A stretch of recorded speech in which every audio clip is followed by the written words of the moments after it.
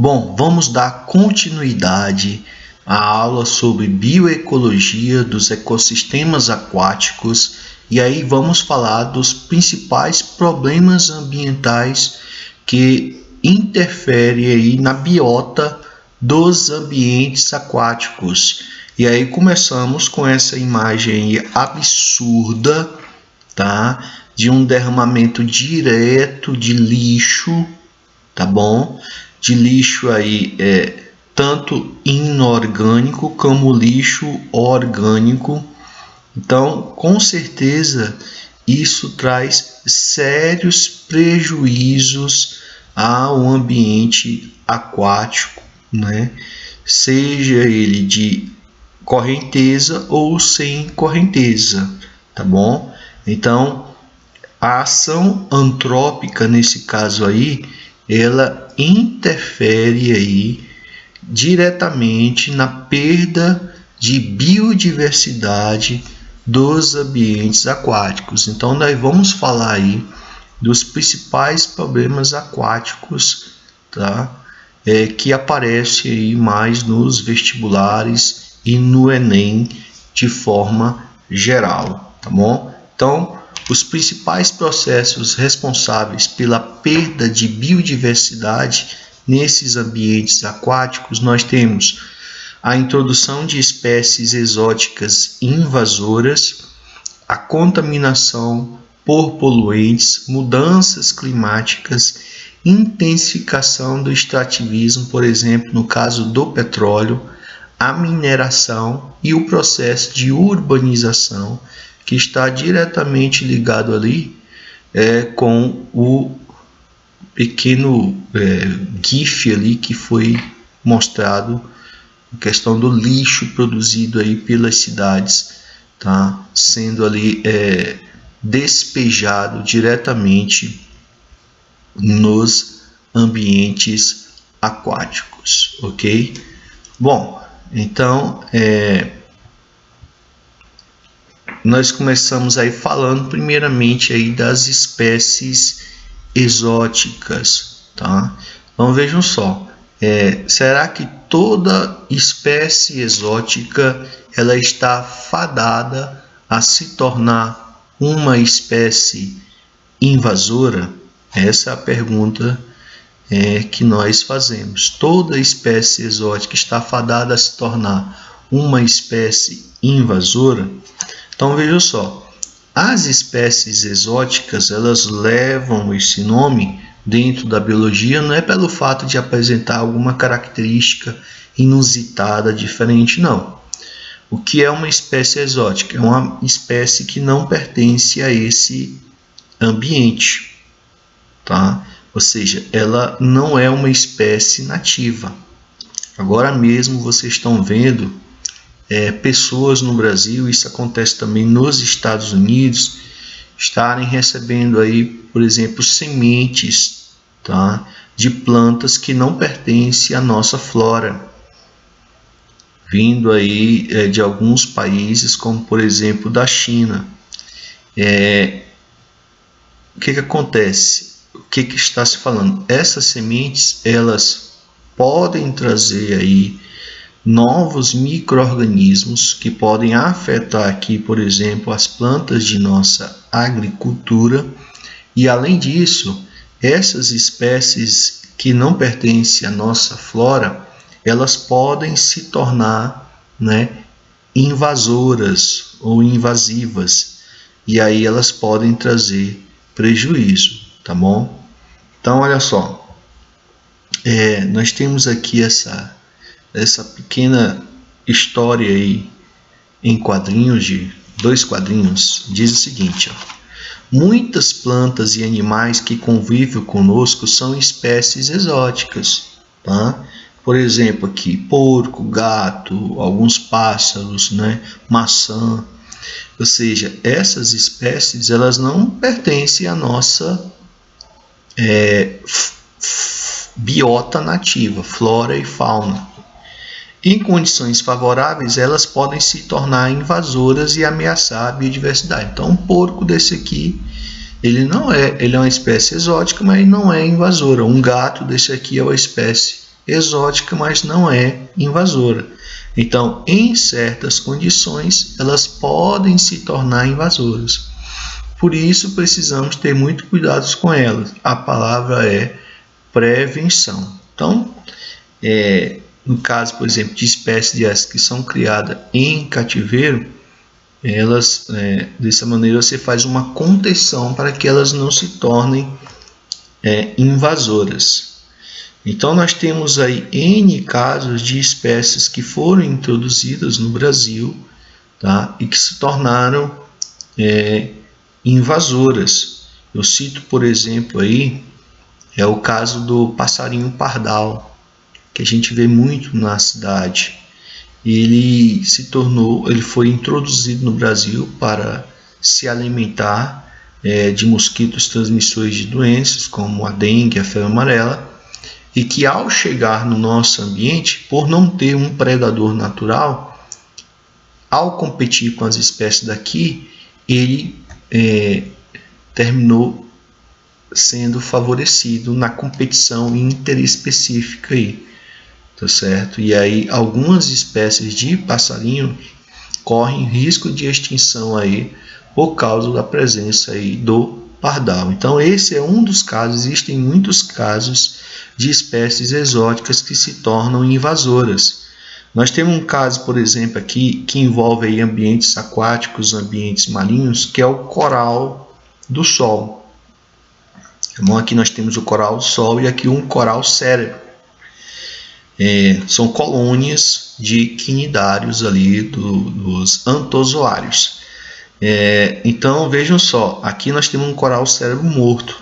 Então o gênero Tubastria, que é esse coral do sol, foi introduzido pelo sistema de água de lastro, ou seja, essa água que vem dentro dos navios, que serve para controlar ali a densidade do navio, e ele tem que ajuda isso nele no processo de flutuação e navegação. Então essa água do lastro ela é colhida no ambiente aquático, por exemplo, lá na Ásia, e aí vem essa embarcação para o Brasil. E aí ocorre que eles trocam essa água de lastro e organismos que estão ali ficam passeando aí pelo mundo, tá? E sendo introduzidos aí em novos ambientes aquáticos. Então, uma vez introduzidos, se alastraram muito provavelmente ao serem transportados por plataforma e casco de petroleiros. Muito agressivo e competitivo, ameaça espécies nativas. E aí, como consequência, mata aí o coral cérebro na competição com ele, que é uma espécie nativa dos mares brasileiros, ao ocupar seu espaço de forma agressiva e passar a ocupar o mesmo nicho ecológico, afugenta aí também invertebrados marinhos e peixes que vivem no local, que acham esse animal estranho, tá? E aí extermina de certa forma afugentando invertebrados marinhos e peixe, e aí atrapalhando todo o ecossistema, tá bom? Então aqui nós temos um exemplo, tá? Muito falado sobre o impacto em ambientes aquáticos provocados aí por espécies exóticas que se tornam invasoras, ok? Bom, outro problema ambiental ligado aos ambientes aquáticos, que aparece muito também aí nos vestibulares do Enem, é o fenômeno da maré negra. Nós temos a maré vermelha e nós temos a maré negra. A maré negra é o nome que se dá ao derramamento de petróleo. O petróleo, por exemplo, presente nas plataformas que extraem ele, esse derramamento pode acontecer lá, pode acontecer nas refinarias ou mesmo nos navios, tá, que transportam petróleos, petroleiros. Então, essa imagem aqui é a imagem do litoral brasileiro, da costa nordestina, que foi atingida aí, tá, em mais de 2.000 quilômetros de extensão, apareceu aí na costa esse petróleo que até hoje não se sabe qual é a causa, tá, desse derramamento, que ele se dispersou muito, tá bom? E não se sabe de onde é que veio esse petróleo até hoje, se foi de algum navio, tá? Ou uma fonte de petróleo que surgiu naturalmente no meio do oceano. Não se tem ainda a explicação. O detalhe é que esse petróleo ele traz graves consequências para os ecossistemas aquáticos e terrestres também. Nos aquáticos, o primeiro impacto, por exemplo, que como o petróleo ele fica na superfície da água, ele impede a penetração da luz. Isso interfere diretamente na fotossíntese do fitoplâncton, na base ali das cadeias alimentares aquáticas. Isso vai comprometer o zooplâncton e todos aqueles que se alimentam desses níveis tróficos. Então, esse é um dos impactos provocados pelo derramamento de petróleo, pela chamada maré negra. Outro impacto, por exemplo, é que esse óleo ele termina matando alguns animais por asfixia, ou seja, em peixes, por exemplo, eles impregnam ali as brânquias e isso termina matando peixes ali e outros organismos que respiram por brânquias, tá? Outros invertebrados, por exemplo, por asfixia.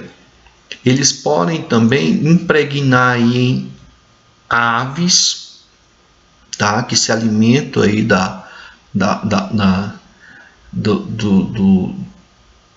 fauna aquática, e esse petróleo se impregna nas penas dessas aves, impedindo o seu voo, tá bom? Tornando o animal fica mais pesado, ele não consegue voar, tá? Aqueles que nadam têm dificuldade de nadar e também termina provocando um desequilíbrio térmico nesse animal. Você sabe que esses animais eles são homeotérmicos, como os mamíferos, as aves e os mamíferos.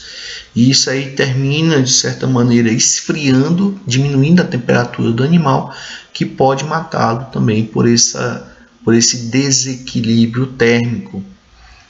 Esse petróleo também termina afastando o turismo da região, por impregnar aí as praias, tá? Eles agridem as regiões de manguezais, por exemplo, as raízes de mangues que não conseguem mais absorver nutrientes. Isso atrapalha ali, por exemplo, os caranguejos, tá? Ou seja, tem uma série de consequências provocadas por um derramamento de petróleo. Por isso que as multas ambientais para esse tipo de evento, elas são multas pesadas, tá bom? Multas pesadas, porque o impacto ambiental, tá, com perda de biodiversidade é muito grande, tá bom? Bom, como fazer a eliminação desse petróleo? São criadas barreiras de contenção, tá bom? Para fazer a retirada mecânica mesmo, como está mostrando aqui, ó, no caso a retirada mecânica aqui das praias manualmente. As barreiras de contenção ajudam a conter aquele vazamento e não se expandir tanto, e isso pode ser removido também mecanicamente, ok? Aparece muito esse termo aqui, biorremediação, que é o uso, tá? Nós já temos micro-organismos selecionados que decompõem, ajudam a decompor esse petróleo, tá? Em concentrações menores, dessas que não pode ser removida diretamente. Então, o uso de micro-organismos, bactérias, por exemplo, que decompõem esse petróleo, podem ser utilizados, tá? Para diminuir os impactos ambientais provocados pela maré negra. Nós chamamos isso de biorremediação, ok? Bom, nós temos também a chamada maré vermelha, que nós já falamos sobre isso nas aulas de algas. Então, a maré vermelha é um fenômeno marítimo provocado pelo excesso de dinoflagelados. Também são chamados de algas de fogo, de pirrófitas ou dinófitas. Então, o que acontece? O excesso de poluição na água dos mares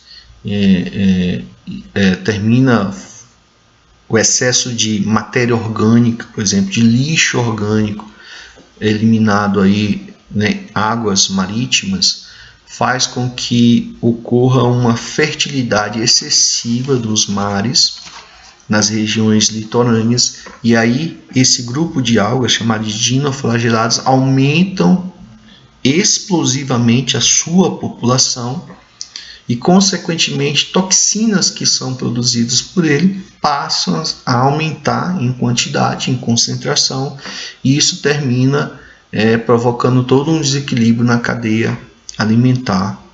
Tá? Essa maré vermelha, ela termina, por exemplo, aí matando alguns representantes da fauna por intoxicação, tá?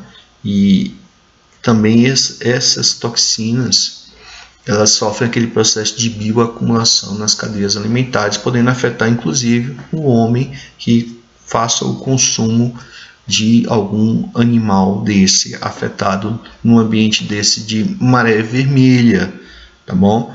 Lembrando que essa maré, ela é chamada de vermelha, mas isso vai depender da tonalidade da alga. Ela pode apresentar outras cores. É o caso, por exemplo, nesse vídeo aqui, de uma maré vermelha, o fenômeno é chamado de maré vermelha, só que aí provocada por cianobactérias, tá certo? Cianobactérias, elas também podem aumentar em quantidade e aí provocar um fenômeno chamado de maré vermelha, certo? Só que nesse caso aí na tonalidade verde. Bom, agora cuidado, toda vez que pedirem para você no vestibular, para você apontar qual é a alga ligada ao fenômeno da maré vermelha, você vai apontar dinoflagelados, bom? Não cianobactérias, você vai apontar dinoflagelados, tá bom? Agora aqui eu estou mostrando aqui um fenômeno que nesse caso é o aumento da população de cianobactérias. Alguns poderiam chamar isso aí de eutrofização, só que a eutrofização, ela é um fenômeno de ambientes ducícolas, aquáticos ducícolas. Então, por regra, esse fenômeno de floração de algas, ou seja, de aumento de população de algas nos ambientes marinhos, é chamado de maré vermelha. E nos ambientes de água doce é chamado de chamado de eutrofização, tá bom? É chamado de eutrofização nos ambientes de água doce. Por exemplo, a eutrofização, ela tem causas parecidas com o da maré vermelha, ou seja, o excesso de nutrientes na água, tá bom?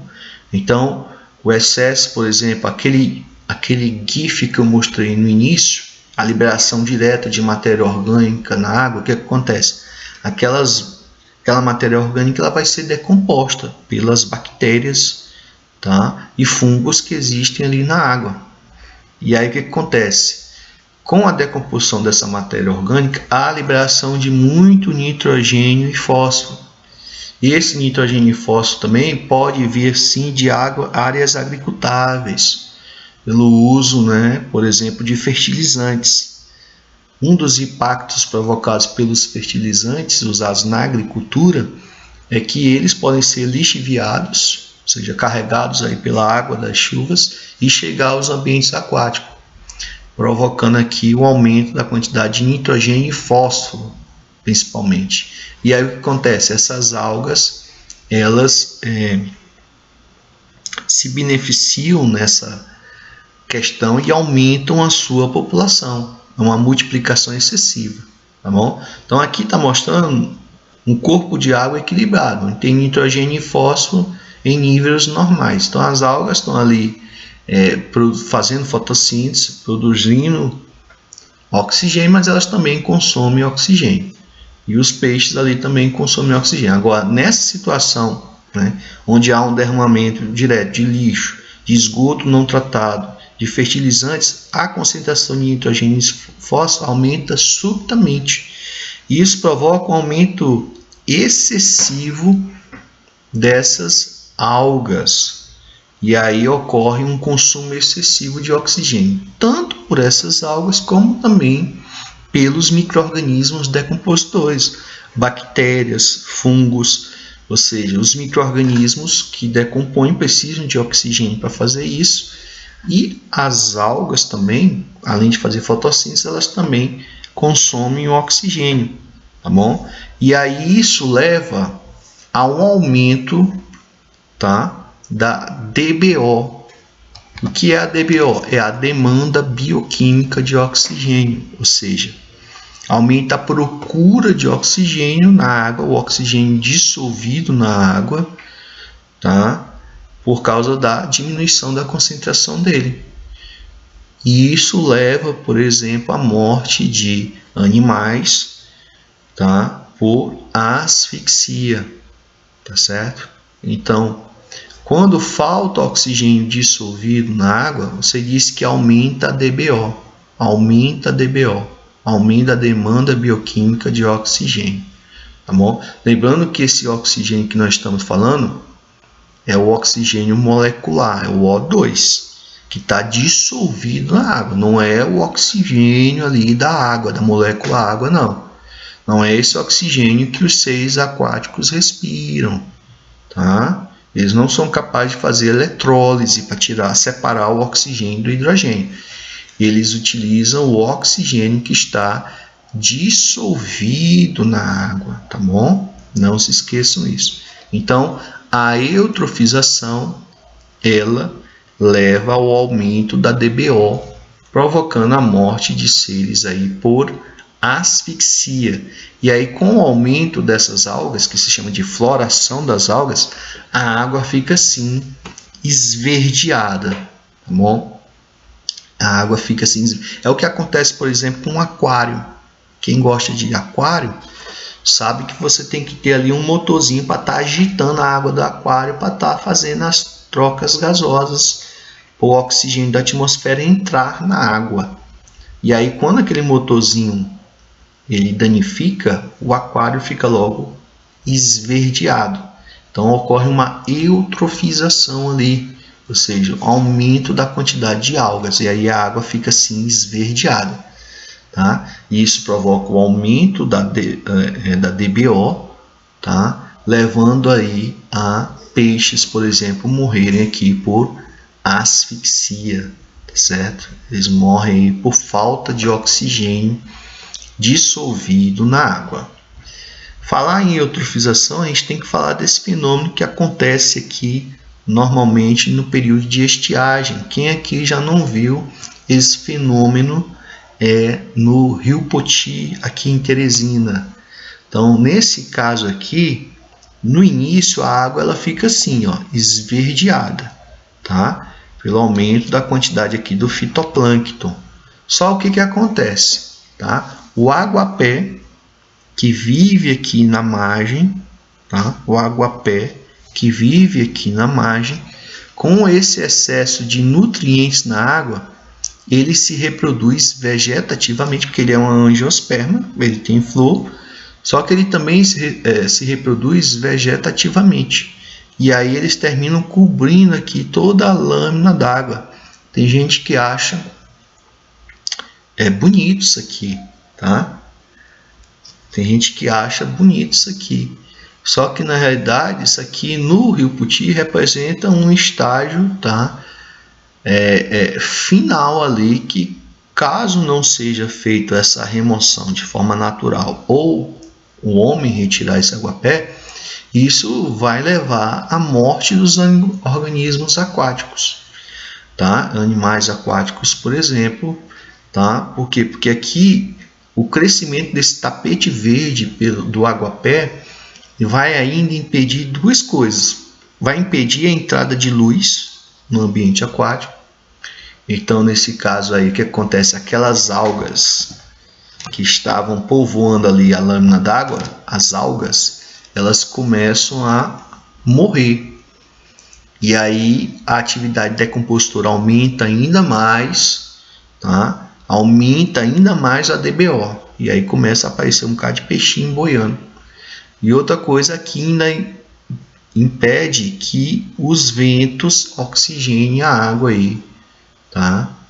De maneira física, tá bom? Ou seja, o oxigênio não consegue entrar na água, tá? Por causa desse tapete aqui verde. Então, o aquapé, que não é uma alga, é uma planta aquática, tá? É uma angiosperma, inclusive, monocotiledônia, tá bom? E termina aí cobrindo esse tapete verde aqui, cobrindo aqui o rio Puti, tá bom? Aí ficam lá aquelas embarcações tirando, tá? Para diminuir o impacto provocado pelo agapé, para aumentar a quantidade de oxigênio ali. Eles fazem mensurações dessa quantidade de oxigênio dissolvido ali na água, tá bom? Bom, eutrofização é um dos problemas ambientais aquáticos que também aparece muito no Enem. Bom, nós temos também, como eu falei para vocês, aí a bioacumulação. Essa bioacumulação ela pode acontecer, por exemplo, né, com o uso de mercúrio aí na mineração. Então, o mercúrio ele é utilizado, por exemplo, no garimpo, tá? Ele é utilizado no garimpo, principalmente assim, no próximo a leitos de rio, igarapés. E por que se utiliza o mercúrio? Porque o mercúrio, tá? Que é um metal líquido, ele forma amálgamas, tá? Com metais, com outros metais, por exemplo, o ouro. Então, por isso que se utiliza aí o mercúrio, tá? Porque você tem aqui, ó, areia, e aí você usa o mercúrio para agregar o ouro e outros metais.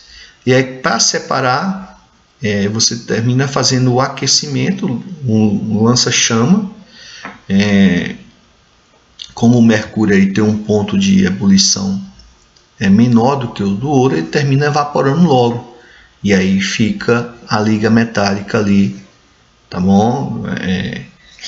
Vai ficar ali o ouro, vamos dizer assim, dependendo ali do nível de impurezas, tá? Ele pode ficar ali em nível de 75%, que é o 18 quilates ou mais, tá certo? Então, o mercúrio ele é utilizado ainda hoje, porque o garimpo ele é feito assim de forma artesanal. E aí ele é utilizado aí para separar o ouro dos resíduos aí de areia, de solo, onde ele é, tá? Esse é o papel dele. E aí o que acontece? Esse mercúrio ele entra nas cadeias alimentares, tá? E aí ele passa a formar compostos, se agregar a compostos orgânicos, tá bom? E aí quando ele passa a agregar compostos orgânicos, ele começa a ser prejudicial à saúde, porque ele vai se acumulando nas cadeias alimentares, vai aumentando a quantidade dele, e o homem, normalmente que está no final das cadeias alimentares, termina pegando a maior concentração desses mercúrio agregado a compostos orgânicos, tá bom? E isso afeta, por exemplo, diretamente a atividade do sistema do tecido nervoso, tá? Afetando todo o funcionamento do sistema nervoso, sendo extremamente prejudicial à saúde humana, tá bom? Então, esses são os principais problemas ambientais ligados aí diretamente aos ambientes aquáticos. Então, a gente fica por aqui. Atenção aí para responder a lista de exercícios. E um grande abraço e até a próxima. Tchau.